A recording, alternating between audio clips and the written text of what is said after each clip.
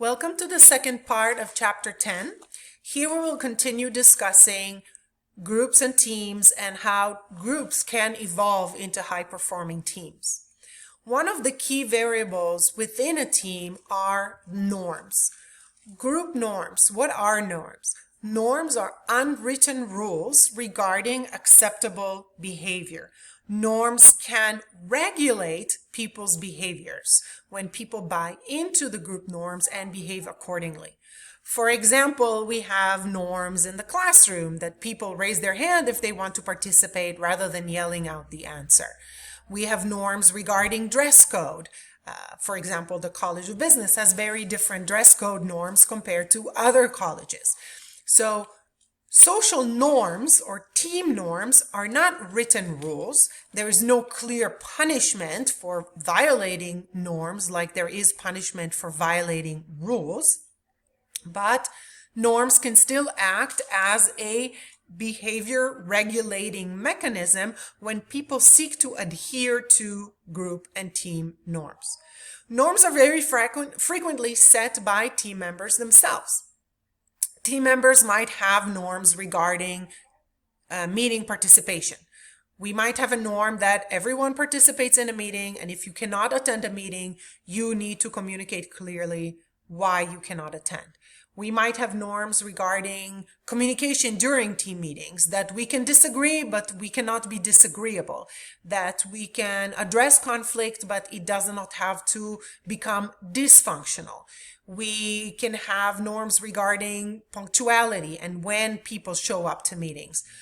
We can have performance norms that apply to how the work gets done. For example, we can have a norm that if we are meeting tomorrow morning, then everybody needs to have their portion completed by 5 p.m. tonight so that everyone can review everyone else's contributions before we meet to have more efficient meetings.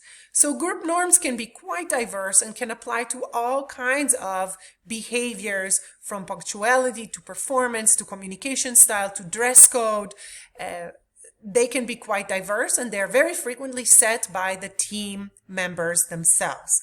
Those norms can then act as a behavioral regulating mechanism when people seek to adhere to group norms. Of course, sometimes individuals will violate group norms, and there could be quite significant consequences to violating group norms. Those individuals who violate group norms are referred to as deviants. They deviate from the norms established in the team. Very often, deviants will suffer some consequences, such as ostracism or criticism, or even being kicked off the team. It depends how significant the violation of norms was. But we should not completely disregard deviants. Deviants can question the status quo, which is not necessarily a bad thing, right? We discussed the idea that in a team, we need someone who is a challenger, and those challengers can be deviants. They can violate group norms and question how the team is doing things or what the team is doing. They can actually protect the team against groupthink and can increase creativity and innovation among team members. So while we tend to think of deviants as undesirable, they can also have a positive contribution, and as team leaders, we should be very careful not to silence those deviants too quickly. And so while team norms are an excellent behavioral control mechanism, we should also pay attention to those people going against group norms. We have central norms that are essential to team performance, and we have peripheral norms that are less essential and more easily changed. It is more likely that a deviant individual who violates central norms will encounter more significant ostracism by the team than somebody who violates peripheral norms. The more closely team members adhere to group norms, the more likely they are to form a very cohesive group.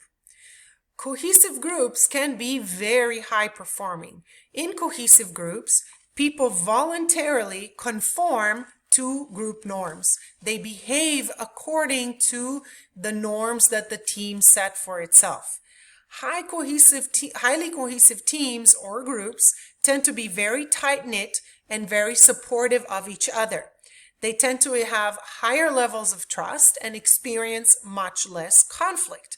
Members want to be members of this group and want to actively contribute to the team accomplishing its goals. They are more likely to support each other. It is also very motivating and satisfying to work on a highly cohesive team because you can more easily trust that team members will adhere to team norms and contribute their fair share. And so cohesive teams can be quite desirable. Cohesive teams are teams in which people very closely adhere to team norms. This is why I have this image of the Harley-Davidson tattoo here on this slide, that this is an example of very high conformity. If an individual of an organization, an employee of an organization like Harley-Davidson feels so tightly connected to their organization that they tattoo the logo on their own body, right? So I'm not even sure this is an image of a Harley-Davidson employee, but it felt like it was a good example of a very extreme level of conformity. And so conforming to team norms will lead to cohesiveness. Highly cohesive teams are those teams in which people very closely conform to group norms. Of course, being very conforming to team norms and not questioning team norms can be problematic. It can lead to loss of creativity if nobody's questioning the status quo. It can lead to groupthink, as we've already discussed, and it can encourage people to more closely think about the team's goals rather than the organizational goals as a whole. So cohesiveness is great. It's very exciting and motivating to be part of a cohesive team where you fully trust that every team member will do his or her part and will openly share information and knowledge with the team. That can be very motivating and increase the sense of meaningfulness that people derive from their work. But of course, it does not come without its challenges if it means that we are losing our creativity, if we don't think in innovative ways, and if we are more prone to groupthink. In this part of the chapter, we discuss the process that teams typically follow as they evolve from an ineffective group to a mature, high-performing team. Now, even though this slide looks very symmetrical, where all the stages follow each other in a very orderly fashion, and every stage looks like it's the same length, it's absolutely not going to happen this way in real life. And certain teams might take longer to evolve, while other teams might move through the process a lot faster. So even though this slide represents the process as very linear and orderly, it's important to remember that in real life, it's not going to be that way. And teams do not progress through this process in a unidirectional form. They can also digress or experience what your textbook calls team decay. So let's look at the process and explain how all this happens. In the forming stage, the group is just barely coming together. Maybe this is our first meeting. Maybe we were just assigned to be part of this group. We don't really know why we were chosen for this group. We don't know the other members. We don't know their strength or their weaknesses, their interests. We don't know if we're going to like working with them. There's not a lot of clarity regarding what this team is supposed to accomplish and how we're going to get there. What's the timeline? So there is a lot of uncertainty in this very initial forming stage when we are just coming together. We are still an ineffective group. We still need to figure out what we're trying to accomplish, how, and what role each team member, including ourselves, is going to play in this group. In the storming stage, we are starting to try to figure out what is our goal, what is our timeline, how are we going to proceed to meet our objectives, and what role is each team member going to take on. You remember we discussed roles in the first part of this chapter. Who is going to be the team leader? who is responsible for task roles, who is responsible for maintenance roles, and so on. If the forming stage is mostly characterized by uncertainty, the storming stage is mostly characterized by conflict. Again, this would be functional conflict, as in which we are discussing, arguing back and forth, negotiating who is going to take on what role, what each individual brings to the table in terms of their expertise, what is our final goal, what are our intermediate goals, and how are we going to accomplish them. All of this is slowly getting worked out in the storming stage through some conflict. In the norming stage, we already have clarity regarding the roles that different team members adopt. We already have an idea of what we need to accomplish and how we need to accomplish that. In the norming stage, the team establishes its own norms. They can be regarding communication, performance, participation, all of those norms that we discussed earlier. And they can start building cohesiveness through which team members adhere to the norms the team established for itself. And as we move through these stages, forming, storming, norming, we also progress along the continuum of team maturity. And once we've completed the norming stage, we can reach a situation in which the team is high performing. And this is a high-performing, mature team. But there's no guarantee that once you've reached the high-performing, mature team status that you will stay there indefinitely.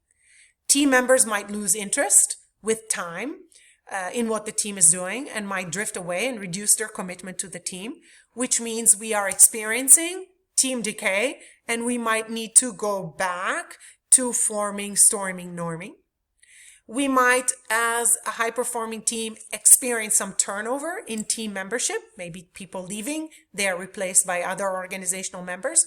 Those individual members are not yet a cohesive part of the team. We might again need to experience decay and go through the forming, storming, norming stages before we can resume our status as a high-performing team. Now, teams can be high-performing for extended periods of time. But sometimes teams are assigned a specific task, and once the task is accomplished, the team adjourns. As the team matures along the group maturity continuum, so does the role of the team leader. If in the early stages of the team, in the forming and storming stages, we need a very hands-on, internally focused, directive leader who helps the team move forward through these stages. We need a very directive and structured leader who is very focused on the group or the team internally and is very involved. As the team matures, our need for leadership also matures. We no longer need a very hands-on involved leader. Rather, we need a leader who is more participatory and supportive in nature and more externally focused. The role of the leader now consists of representing the team in the organization, getting the team the resources that it needs, for example. The leader does not need to be as internally focused.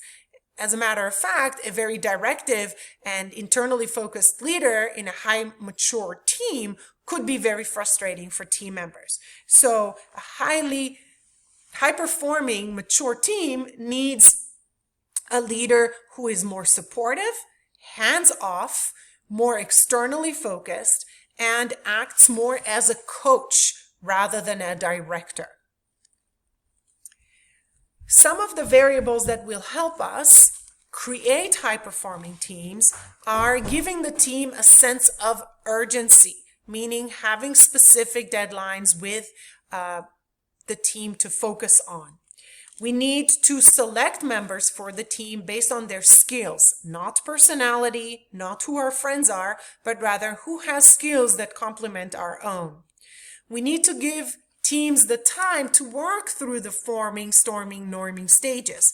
Give the team time in the early stages to build high cohesiveness, to establish strong norms and clear roles.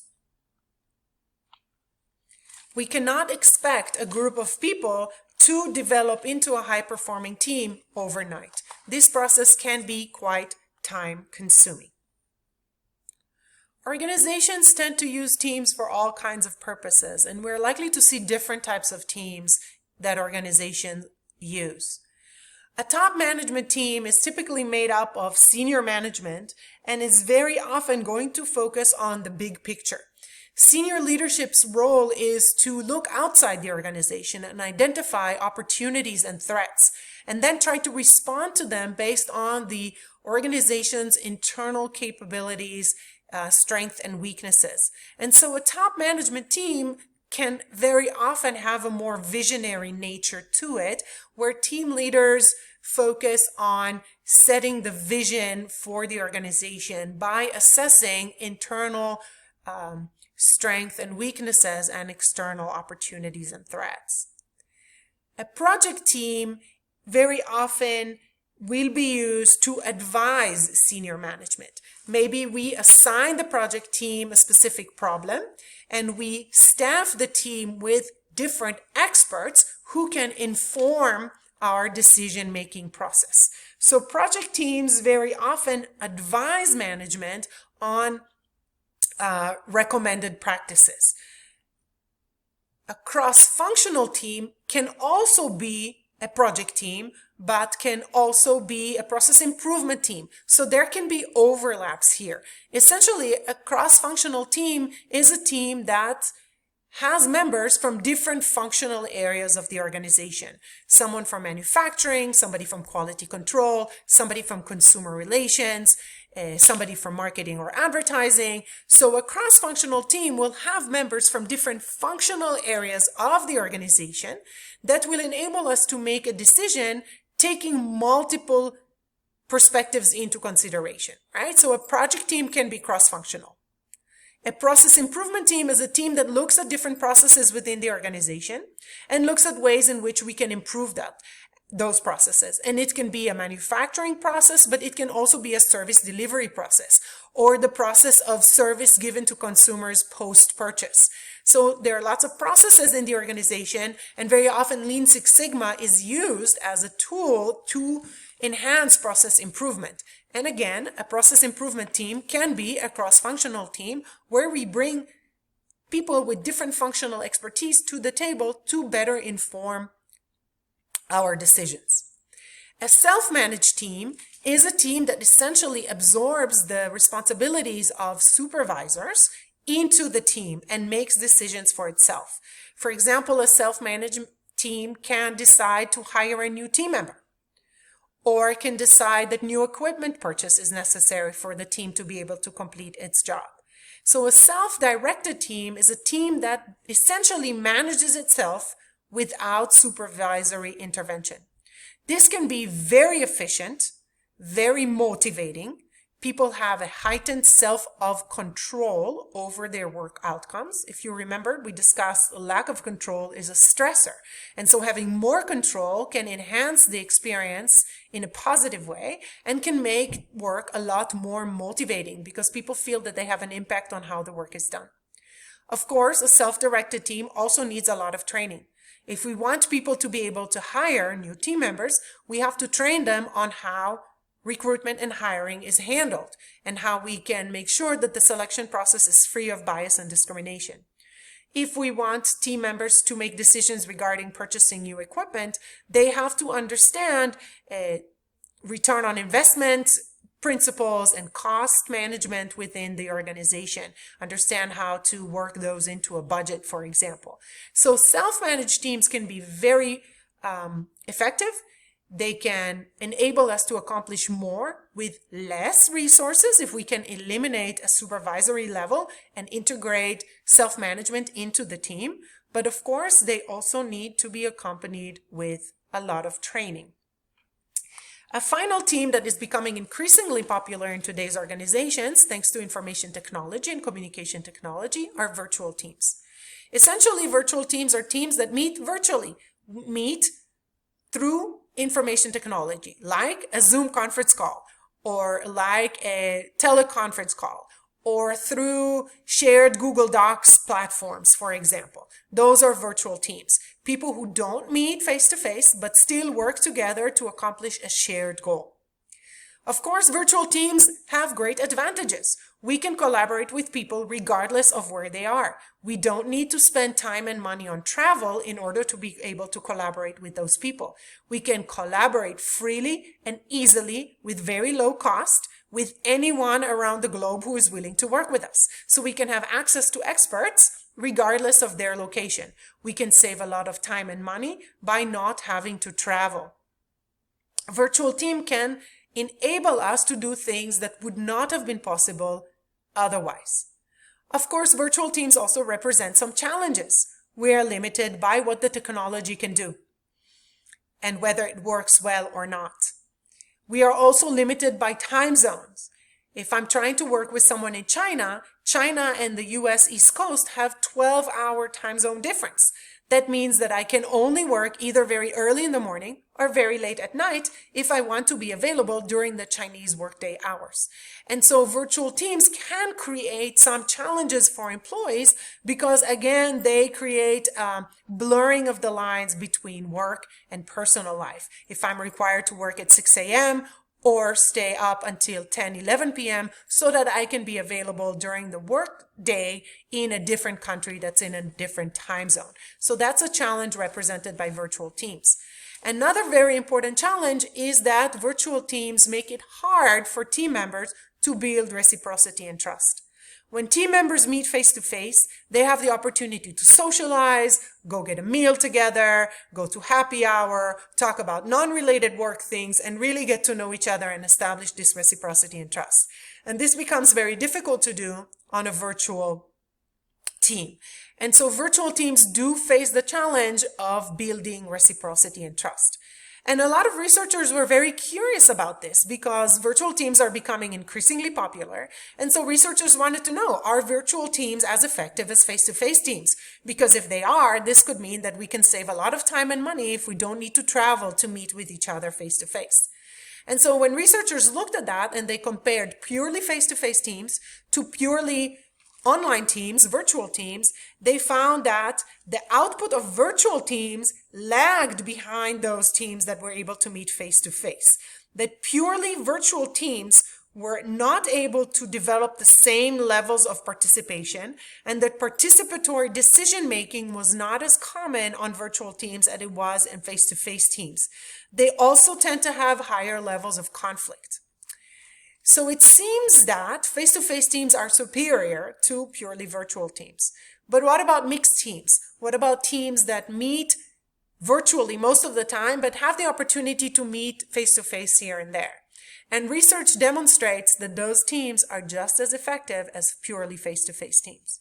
So if we want to use, the takeaway here is if we want to use virtual teams and benefit from the ability to work across borders and limit the cost and time that we need to dedicate to travel, we can do that and we can greatly benefit from virtual teams. But if they want to have those teams have the same level of performance as purely face-to-face teams, we need to enable the teams to also meet periodically. Maybe early on in the process to help them develop reciprocity and trust, and throughout the process occasionally so that they can resolve conflict more easily. Some other things that we can do to help teams perform at a high level, and all of these are things that we already discussed throughout the lecture of chapter 10. Here are some examples. Teams need clear common goals. If you remember our discussion for motivation, goal-setting theory supports the idea that SMART goals will be more motivating. If we assign teams with SMART goals, specific, measurable, achievable, realistic, and time-bound goals, they are more likely to be motivated to pursue those goals. We need to very carefully select people for the teams. Select people who bring complementary skills to the table and have a diversity of thought.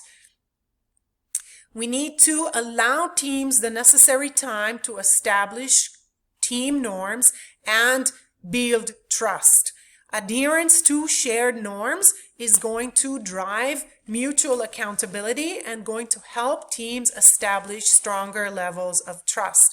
We need to give teams time to build strong cohesiveness and trust. And if you want to explore on your As You Learn site, you have a few examples of team building exercises that companies invest in to help teams establish reciprocity and trust and build higher cohesiveness. This also falls under the umbrella of training. We need to train teams with the functional skills that they need to be high performing. For example, self-managed teams need some very specific functional skills, but we also need to train teams in terms of communicating, managing diversity, resolving conflict, and making decisions. And so giving teams time to work through these team building exercises can be very beneficial. Team leaders need to recognize their evolving roles. As teams evolve and mature, so does the role of the leader. And a mature, high-performing team needs a leader who acts as a coach and a facilitator, not a director.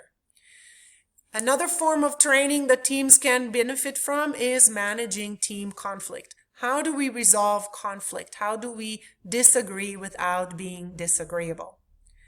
A very important aspect of driving mutual accountability is the reward structure. If we give team members individual rewards, we are reinforcing individual pursuit of objectives. But in a team, we don't want people to drive or run after individual goals. We want them to pursue team goals. And we want them to feel accountable, not just for their own contribution, but for their colleagues' contribution as well.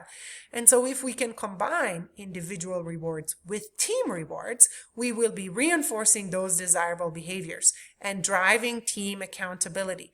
If I feel responsible for my own contribution, but also my colleagues' contribution, because their contribution is going to impact the degree to which I will receive the team reward, I will be very motivated to support them, collaborate with them, share information with them, and I will feel responsible for their contribution as well as my own.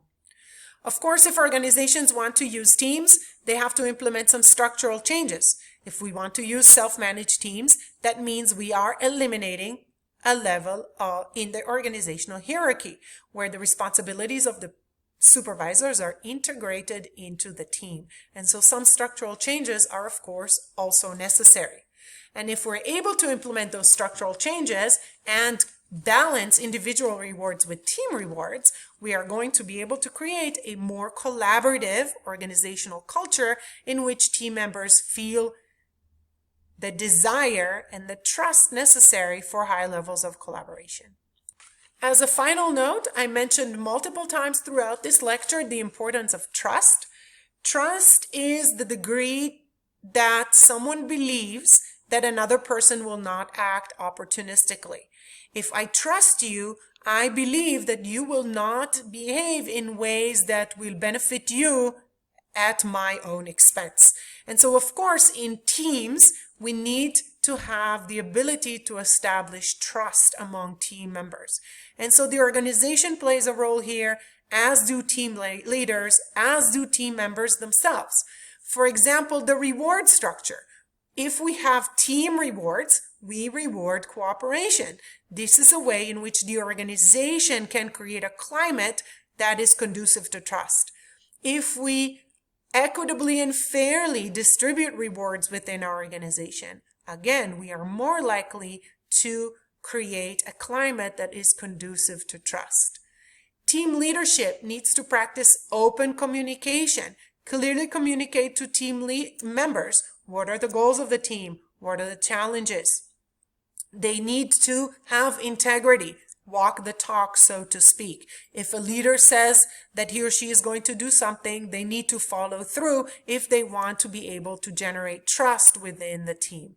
And of course, team members themselves can contribute to building trust by demonstrating their competence, working towards the team performance, and showing respect and support for their colleagues. So there are different things that need to happen in order for us to have high levels of trust within our teams, and it's the responsibility of the organization, the team leadership, and the team members themselves.